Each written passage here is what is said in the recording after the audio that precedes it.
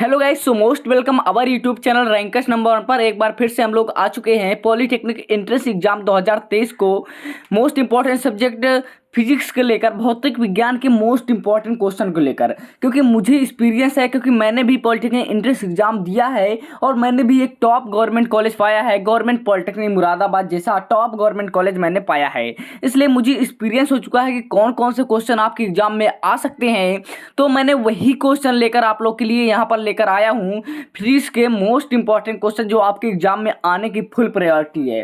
मैंने यहाँ पर आप लोगों को केमिस्ट्री भी दी है, ठीक ना, केमिस्ट्री के मोस्ट इंपॉर्टेंट क्वेश्चन और मैथ के भी आएंगे। डेली बेसिस पर आपकी फुली प्रिपरेशन मैंने यहाँ पर करवाने का प्रयास किया हूँ और अगले समय तक करवाता भी रहूँगा, जब तक आप, हमारा सपना है कि आप लोग को एक बेस्ट कॉलेज मिले और एक टॉप गवर्नमेंट कॉलेज मिले, जिससे आप लोग एक अच्छे से गवर्नमेंट कॉलेज में जाकर अच्छे से तैयारी करें। तो दोस्तों, आज के क्वेश्चन की बात कर लेते हैं। ये क्वेश्चन आपके एग्जाम में बार बार पूछे जाते हैं, तो आप लोग ये क्वेश्चन को जरूर पढ़िएगा। ओके दोस्तों, और नोट डाउन करते रहिए, क्योंकि नोट डाउन करने से क्या होता है दोस्तों कि आपके क्वेश्चन बाद में भी आप लोग पढ़ सकते हैं, दोबारा वीडियो देखने की जरूरत नहीं पड़ेगी। ओके दोस्तों, अगर आप लोग ये क्वेश्चन तैयार कर लेते हैं तो आप लोगों को 100% गारंटी के साथ आप लोग का एग्जाम क्रैक हो जाएगा और आपको एक अच्छा गवर्नमेंट कॉलेज मिल जाएगा। तो आज के क्वेश्चन की तरफ बात करते हैं और आपको मैं बताऊंगा कैसे कैसे करना है, जिससे आप लोग को कम नंबर अगर आपके भी आते हैं तब भी आपको एक अच्छा गवर्नमेंट कॉलेज मिल जाएगा। ओके दोस्तों, सबसे पहले क्वेश्चन की बात कर लेते हैं, उसके बाद मैंने प्रोसेस बताऊंगा। ओके दोस्तों, तो सबसे पहले फर्स्ट क्वेश्चन की बात कर लेते हैं। आज अप्लाइड फिजिक्स की बताने वाला हूँ। ओके, फिजिक्स में आपका फर्स्ट क्वेश्चन है एक समतल। देखो यहाँ पर इंग्लिश में भी दिया हुआ है और हिंदी में भी दिया हुआ है, तो आप लोग पढ़ लीजिएगा। ओके दोस्तों, नेक्स्ट क्वेश्चन है क्वेश्चन नंबर 1। एक समतल दर्पण द्वारा निर्मित छवि हमेशा ऐसी स्थिति होती है। देखो, एक समतल दर्पण है, जैसे उस पर हमेशा जो छवि बनती है वो कैसी होती है, तो उसमें जो छवि बनती है वो हमेशा क्या होती है, आभासी होती है तथा खड़ी होती है, ठीक ना। खड़ा होता, उल्टा नहीं होती है। जो छवि बनती है, जो प्रतिबिंब बनता है, कैसा होता है, आभासी होता है और खड़ा होता है। तो आप लोग ये क्वेश्चन जरूर पढ़िएगा। ओके दोस्तों, नेक्स्ट क्वेश्चन की बात कर लेते हैं। यहाँ पर नेक्स्ट क्वेश्चन है एक गोलाकार दर्पण। देखिए यहाँ पर एक गोलाकार दर्पण की वक्रता केंद्र और ध्रुव से होकर गुजरने वाली काल्पनिक रेखा है। देखो, जो एक गोलाकार दर्पण है, ठीक ना, एक गोलाकार दर्पण है, उसकी वक्रता केंद्र तथा ध्रुव से जो गुजरने वाली काल्पनिक रेखा होती है वो कौन सी होती है, वो प्रधान धुरी होती है, जिसे आप लोग प्रिंसिपल एक्सिस भी कहते हैं, ठीक है ना। प्रिंसिपल एक्सिस भी से कहते हैं या प्रधान धुरी भी कह सकते हैं, क्योंकि हिंदी थोड़ा सा आप लोग समझते हैं हिंदी का कैसा रहता है, आप लोग यहाँ पर हिंदी में दिया हुआ है। ओके दोस्तों, नेक्स्ट क्वेश्चन की बात कर लेते हैं। देखो, आपको दोनों विकल्प देखना है, जो सही विकल्प है आपको दोनों विकल्प देखना है, हिंदी और इंग्लिश दोनों, ठीक है, जिससे आप लोग को कोई प्रॉब्लम ना हो। यहाँ पर नेक्स्ट क्वेश्चन की बात कर लेते हैं।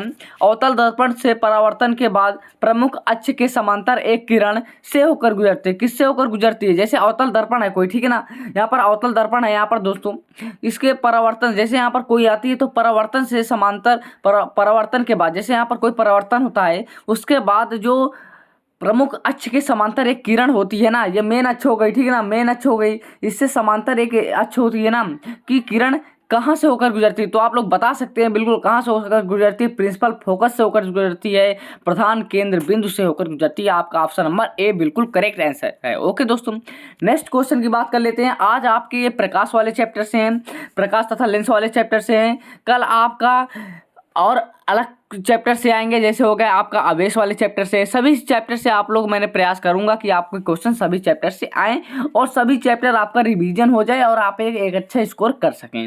नेक्स्ट क्वेश्चन की बात कर लेते हैं। जब एक वस्तु को अनंतता में रखा जाता है, यानी जब एक वस्तु को अनंत में रखा जाता है तो उत्तल दर्पण द्वारा निर्मित छवि का आकार होता है। कैसा प्रतिबिंब बनता है उत्तल दर्पण द्वारा? जब एक कोई भी वस्तु है उसको अनंत में हम रख देते हैं तो उत्तल दर्पण से देखने पर उसका कैसा प्रतिबिंब बनता है? तो उसका प्रतिबिंब बनता है बिंदु के आकार का, एकदम बिंदु के आकार का बनता है। कैसा?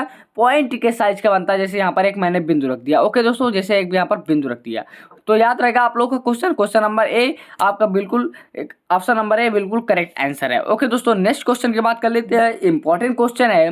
जब सफेद प्रकाश का प्रकीर्णन होता है, जब सफेद प्रकाश का प्रकीर्णन होता है तब निम्न में से कौन सा रंग सबसे ज्यादा झुकता है?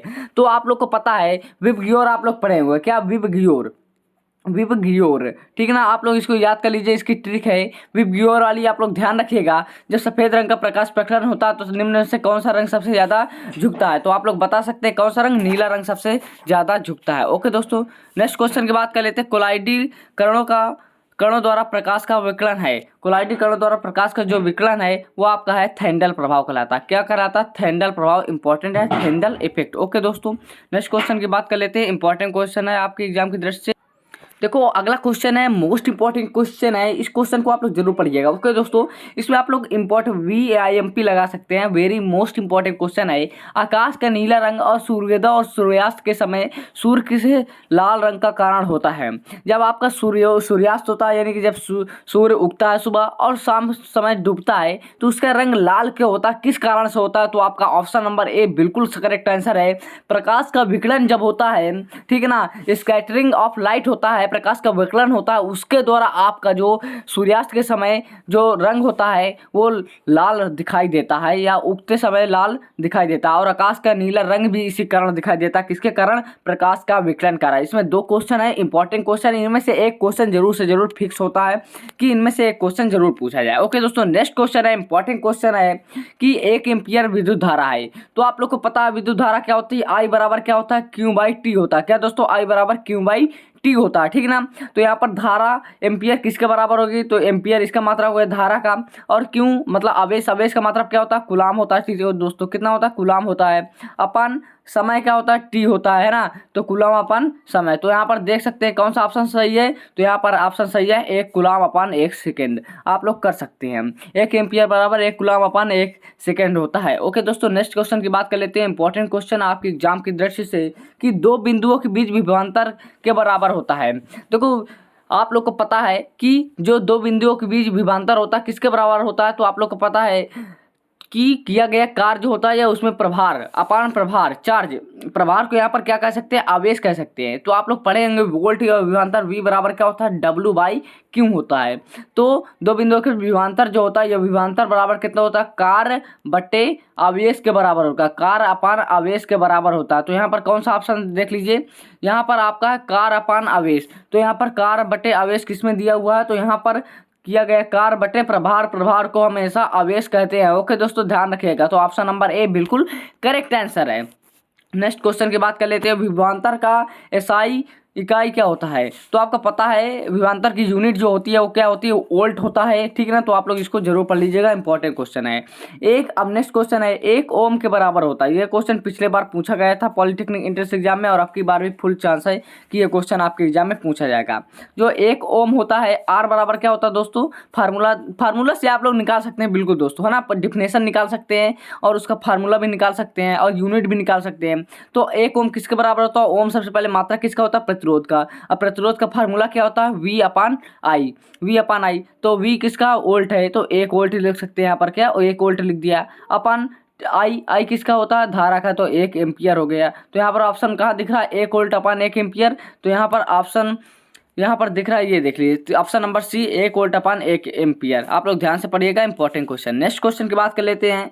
यदि धातु के तार की लंबाई दोगुनी कर दी जाए, कोई धातु की तार है, इसकी लंबाई पहले x है, यहाँ से और बढ़ा दिया जाए, कितना हो जाए? 2x हो जाए, तो तार का प्रतिरोध कितना रह जाएगा? तो तार का प्रतिरोध हो जाएगा वो भी दुगना हो जाएगा, ठीक है ना, क्योंकि प्रतिरोध जो होता है उसकी लंबाई पर निर्भर करता है। तो का प्रतिरोध भी कितना हो जाएगा? दोगुना हो जाएगा। ओके दोस्तों, प्रतिरोध का SI प्रतिरोधकता, देखो प्रतिरोध का SI मात्रक तो ओम होता है, लेकिन प्रतिरोधकता का SI मात्रक जो होता है वो भी ओम मीटर होता है। ओके दोस्तों, क्या होता है?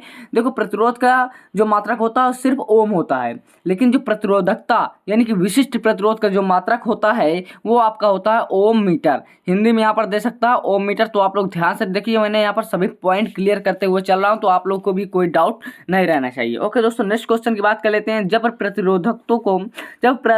जब प्रतिरोधकों को श्रृंखला में जोड़ा जाता है तब क्या होता है? जब कोई भी प्रतिरोध R बराबर R1 प्लस R2, ठीक ना, श्रृंखला यानी सीरीज में जोड़ा जाता है तो क्या होता है? तो यहाँ पर क्या होता है? प्रत्येक प्रतिरोध की विद्युत धारा परिपथ में विद्युत धारा के समान होती है। बिल्कुल करेक्ट आंसर है, ऑप्शन नंबर ए बिल्कुल करेक्ट आंसर है। नेक्स्ट क्वेश्चन है और आज का लास्ट क्वेश्चन है, इंपॉर्टेंट क्वेश्चन है। ये क्वेश्चन पिछले बार और इसके पहले भी 2-3 बार पूछा जा चुका है।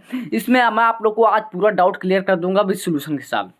जब दो प्रतिरोध, देखिए यहाँ पर पहले क्वेश्चन को आप लोग पढ़ा करिए, उसके बाद आंसर दिया करिए, क्योंकि यहाँ पर घुमा कर दिया रहता है और आप लोग सीधे सीधे चक्कर में आप लोग गलत कराते हैं और आपका माइनस मार्किंग भी हो जाता है।